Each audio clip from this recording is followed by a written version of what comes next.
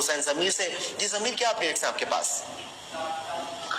बिल्कुल, इराक के सफीर अहमद अब्बास लफ्ता की वजारत दाखिला आमद हुई है और इराकी सफीर की जो वजीर दाखिला मोहसिन नकवी और वजीर ओवरसीज पाकिस्तानी और मजहबी अमूर चौधरी सालिक हुसैन से जो है वो मुलाकात हुई है और बाकायदा तौर पर इराक जाने वाले ज़ायरीन को ज्यादा से ज्यादा सहूलतें फराहम करने के हवाले से इक़दाम पर जो है वो तबादला ख्याल किया गया है और उसके साथ ही साथ ज़ायरीन को बगैर फीस इंट्रा वीजा की इजाजत देने और पाकिस्तानी ज़ायरीन का कोटा बढ़ाने से मुतल्लिक जो है अमूर पर गुफ्तगू की गई है।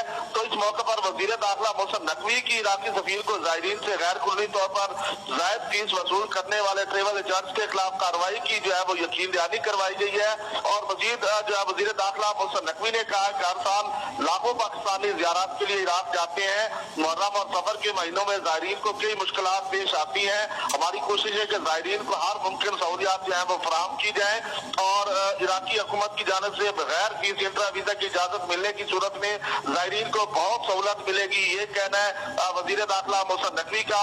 और वजीर दाखिला की पाकिस्तानी ज़ायरीन को कोटा रवां साल दुगना करने की जो है इस्तदा भी उनकी तरफ से जो है वो सामने आई है।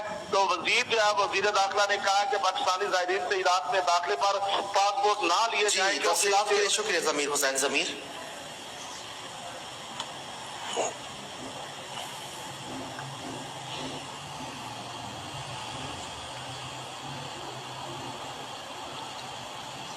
आगे बढ़ते हुए बताएं कि